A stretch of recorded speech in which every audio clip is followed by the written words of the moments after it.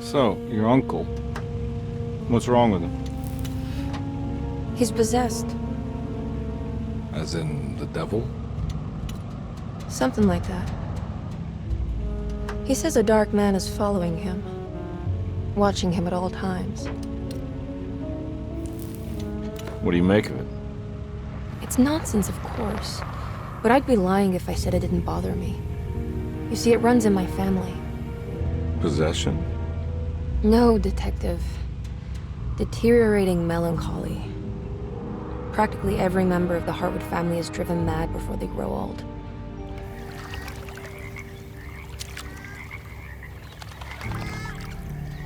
But Jeremy didn't kill himself. Is that why he's at your setup? Despite being convinced that he is truly possessed, he decided to put his last chips on Dr. Gray and his psychoanalysis, figuring he might stumble upon some cure.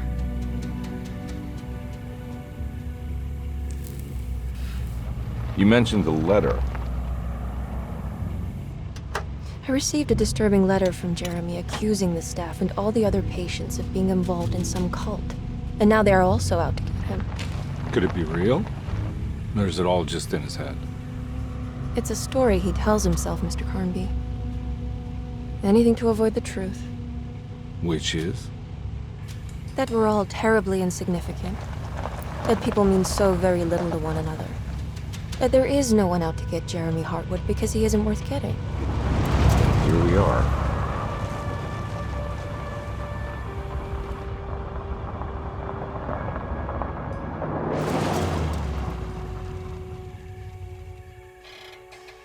My uncle's not well, Mr. Carnby. I want to make sure he's all right. Then what's my part in this? You couldn't get a cab? I just wouldn't feel safe going alone.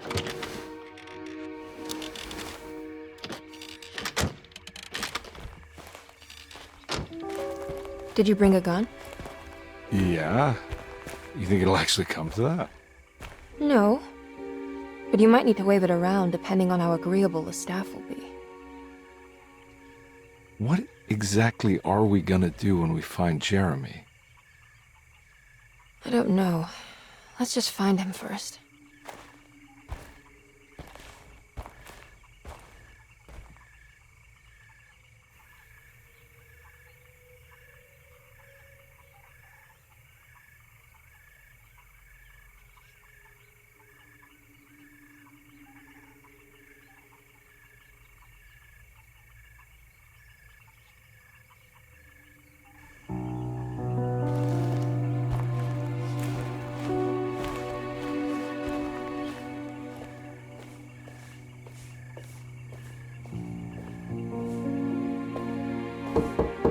Hello? Hello? Looks abandoned. It can't be. There has to be someone around. Wait here. I'll go around back.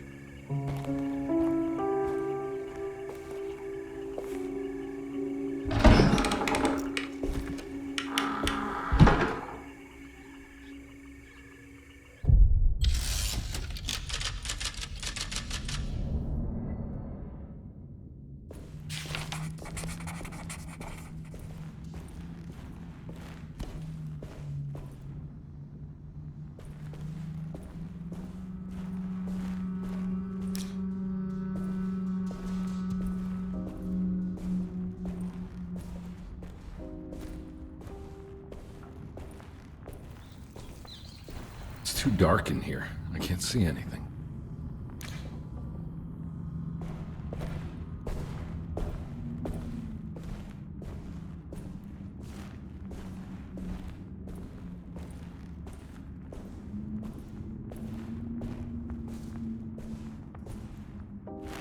Now what do we got here?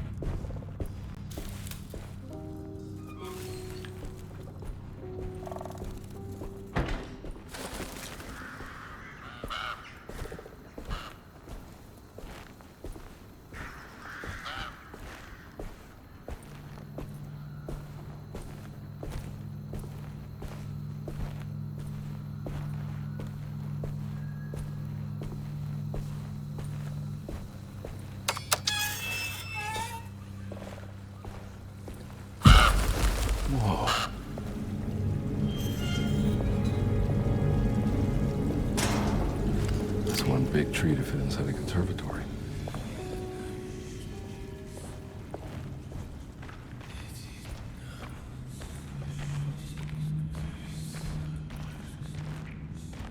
Huh? What?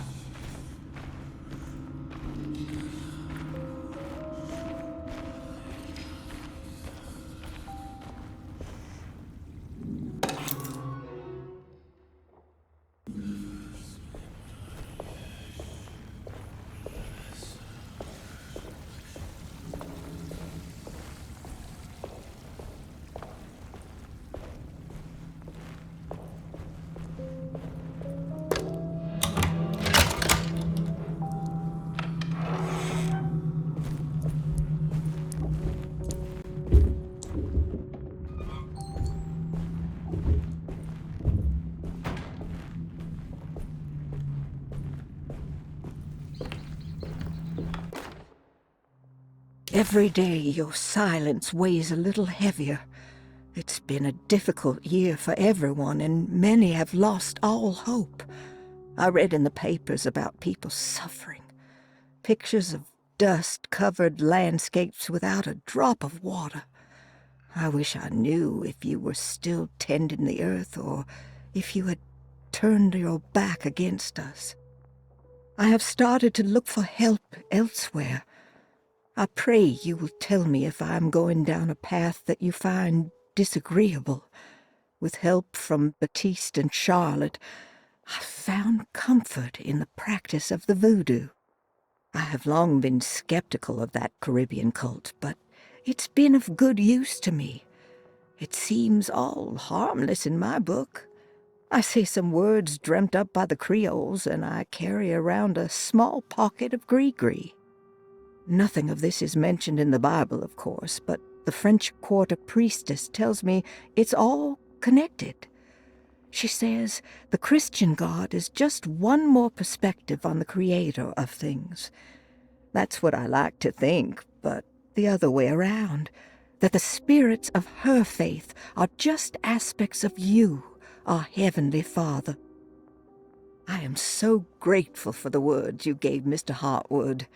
We will sing your praises at St. John's Eve. The world will be blessed soon again. Only the sacrifices of the Old Testament compare to your demands. Let it be the truth. A mother of earth, wood, and dirt. A mother of 1,000 young.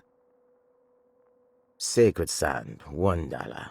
Black cat oil, $1.50.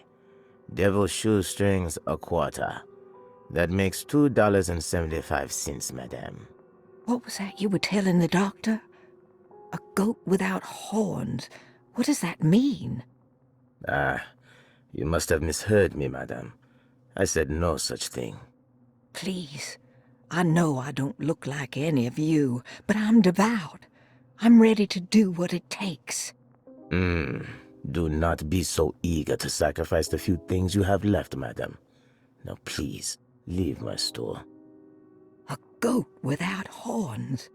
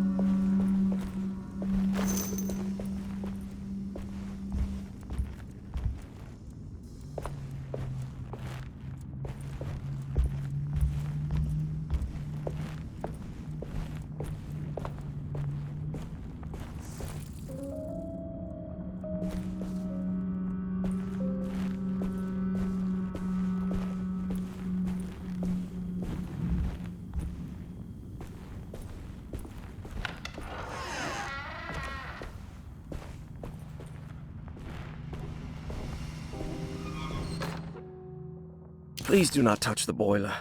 It is working after all. While the sabotage has caused a leak, only the decorative plate has been completely ruined. Let's wait for Mr. Chance to turn up and he can take a look at the leak. Mr. Waits.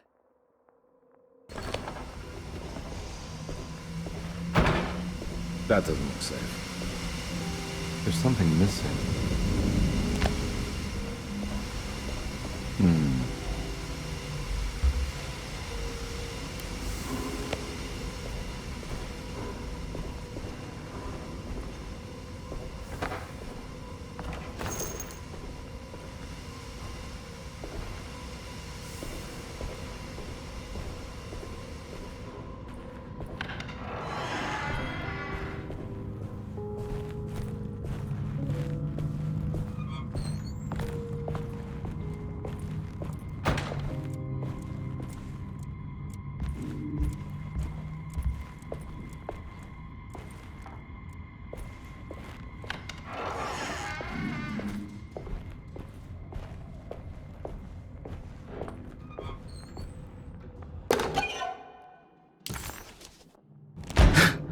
What was that?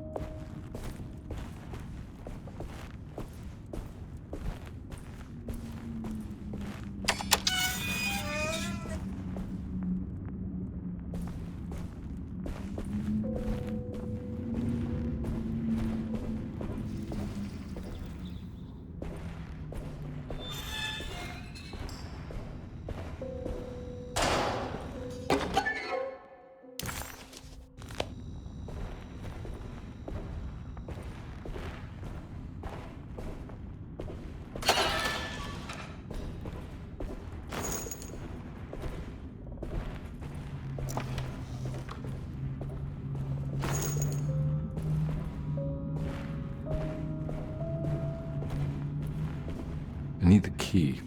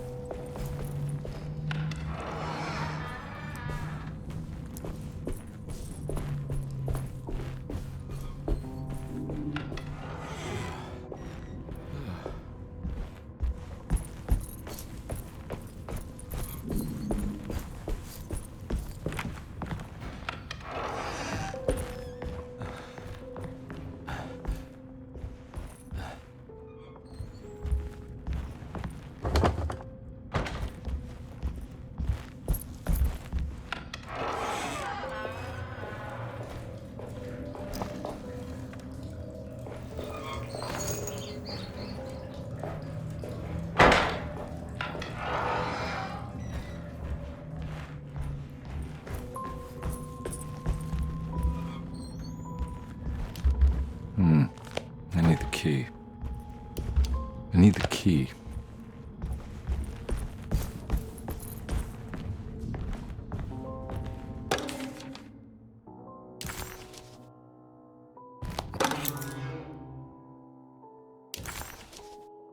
Nice.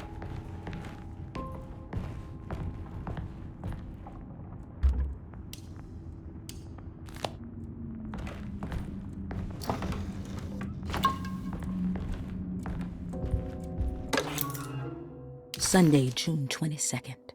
I spent all day looking for Jeremy. I should have cared for the others, but I'm scared that he will do something irreversible. Cassandra is upset that I didn't give her the latest shipment of pain medication that Waits brought from the post office yesterday. I would have given it to her, but the company didn't send a new key this time around, so the box is just sitting there on my desk. They must have figured we had plenty of their gimmicky keys by now. I only remember seeing one lately. Grace was playing with it inside the grand parlor. Unless it turns up by itself, it will have to wait. I have to figure out where Jeremy is. I think Jack knew something. That dog of his found a strange rot permeating the house. She's showing us, he said. Like those blots and streaks of fetid rot was talking to him.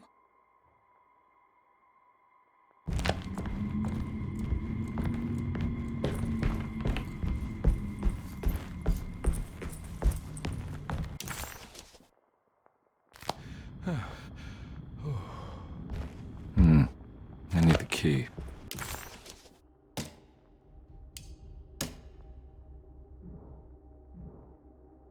Death.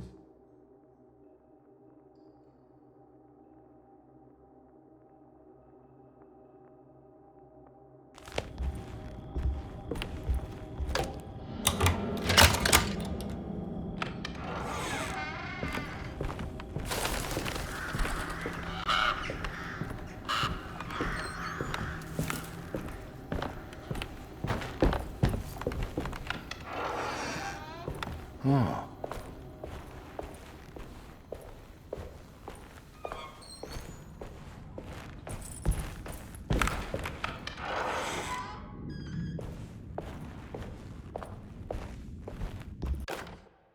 The Great Depression. President Hoover raises tariffs on over 20,000 imported goods in an act to protect American labor. Following the collapse of the Wall Street stock market on October 24 last year, American industry has suffered greatly. Thousands of companies have gone bankrupt and left a large part of the American workforce unemployed. In an attempt to turn the tide, the Smoot-Hawley Tariff Act has been signed by President Herbert Hoover. By regulating commerce with foreign countries, the government hopes to encourage the industries of the United States to compete with cheap foreign imports. Superstition on rise. New Orleans voodoo stores and spiritual mediums see increased profit during troubled times. While the market has faced hard times ever since Black Thursday of last year, voodoo doctors and snake charmers see significant rise in number of customers. With the coming Eve of St. John on the 23rd, the police expect increased cult activity around Bayou St. John, the southern shore of Lake Pontchartrain. Voodoo rituals in that area on the Eve of St. John have a long tradition reaching back to the first snake worshippers brought as slaves from West Africa. During the 19th century, its practice was popularized by the legendary Marie Laveau and has since been embraced by many of the Creoles and the surviving aristocracy of the French Quarter. Author seeks asylum. Rumors regarding author Cassandra Beauregard making Derceto her home verified. Derceto Hospital is an old plantation building on the eastern shores of Lake Pontchartrain. While often considered an asylum for the insane, residing Dr. Elmore Lee Gray prefers to think of it as a convalescent home, a place where you can go to rest. The patient list is kept secret, but thought to include many of the black sheep of wealthy families, because at Derceto, treatment does not come for free. Local author Cassandra Beauregard has now been confirmed by her own admission. She's been lauded as a powerful Creole voice and written many successful books. Lately it was reported from Hollywood that she has finished a moving picture manuscript titled Slaughter Gulch. That film is set to hit the theaters next year.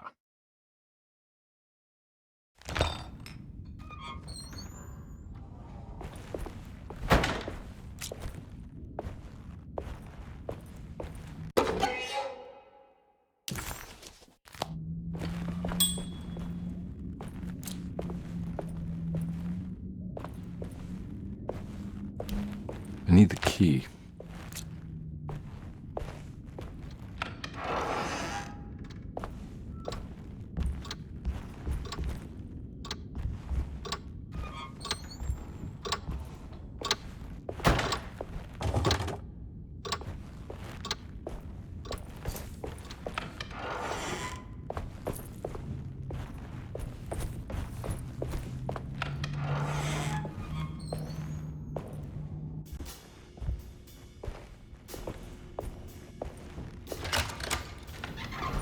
Thanks. What are you doing? Who are you? Whoa, pardon me, excuse me. My name is Edward Carnby, private investigator. I hope you don't mind we let ourselves inside. I do mind. This is private property. You can't just barge in here. I'm sorry about all this, but I'm looking for my uncle. It's urgent, and no one was answering the door.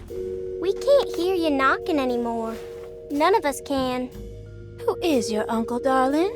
Jeremy. Am I right? She has that Hartwood gloom, doesn't she? That's right. I'm Emily Hartwood. I just came to make sure my uncle is all right. Well, he is unavailable right now. You will have to come back another day. Unavailable how? Is he sleeping? We can wait. He's lost. Don't I know you from somewhere? Who's your man again, Miss Hartwood? My name's Edward Carnby, private investigator. Splendid. Enough! All of you! Get back to your rooms! McCarthy, keep your eyes on the child. And you two, please leave immediately. Look, we're not here to cause any trouble. Just let us see the old man, satisfy the curiosity of my client here, and we'll be off. Jeremy has gone missing. There's no need to worry, but it might be some time before he turns up. The whole staff is looking for him. What? He ran off? I don't have time for any of this. Please, come back tomorrow. All right, in that case, we'll just wait in his room. You don't mind, do you? It's upstairs, right? Wait, you can't. Don't worry, we'll be discreet. In the corridor. It's the first door on your left. I'll tell Dr. Gray you're here. Excellent. Thank you, madam.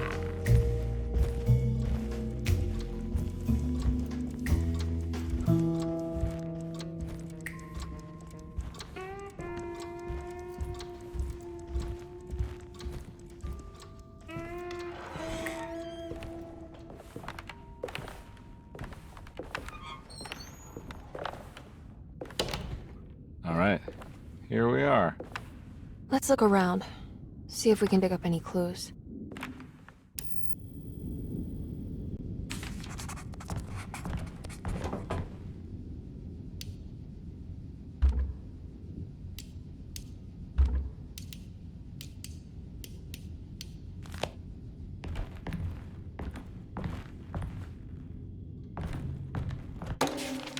Every night the dark man stands opaque at the threshold of my room, counting the days until my spirit spills out of my tired shape.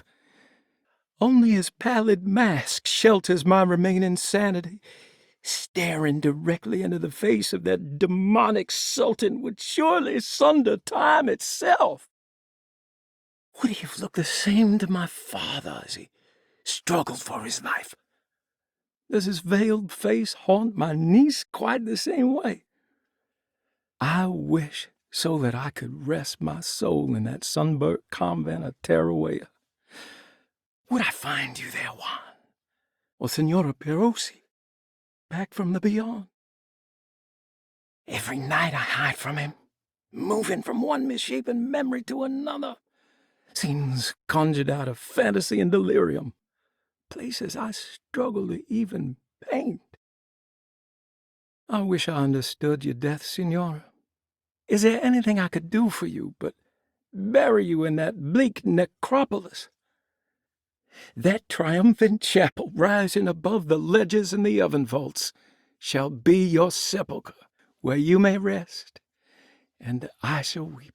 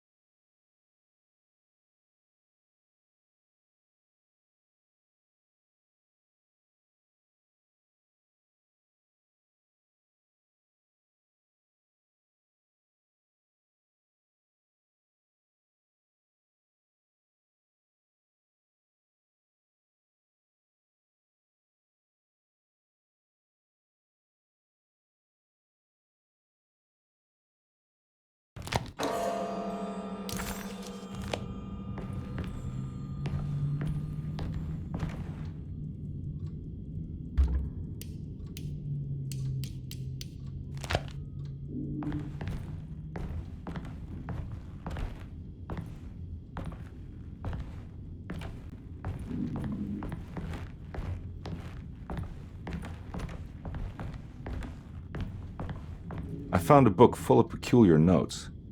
Have you heard of something called Tarawea? No. What's that? I might be reading too much into this, but I think it's the place he wants to go to. Oh, okay. Sounds like a clue.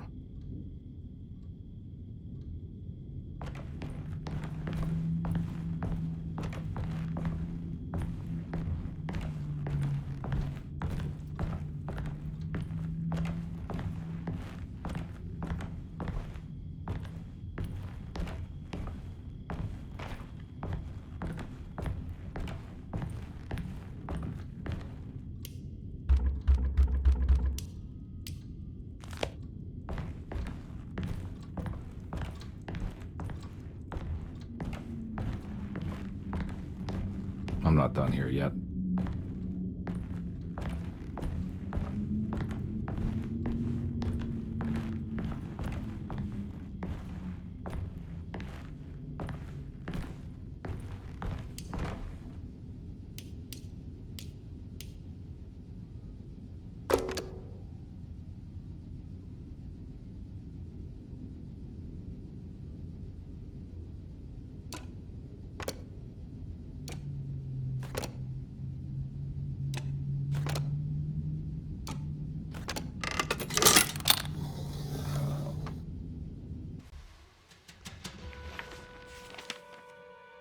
Hey, you know anything about this? Looks like some sort of talisman.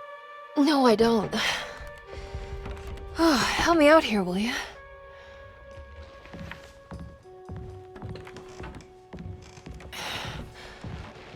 I would have killed a guy to throw some of this stuff out. I'd be crazy too if I had this much junk lying around.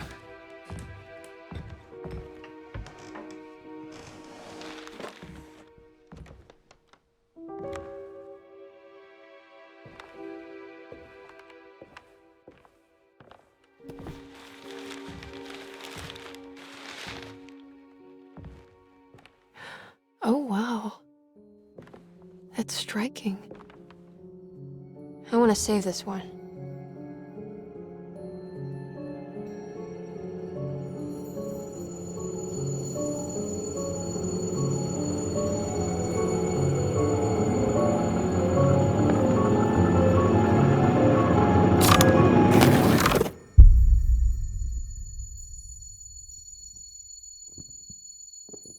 All right, come on.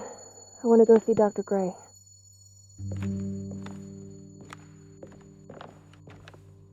Come on, let's go. Yeah, I'm coming.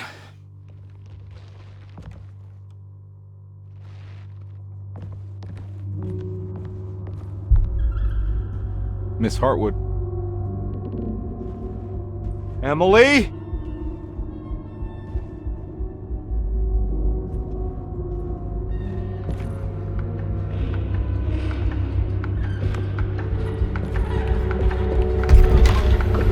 What the hell is going on?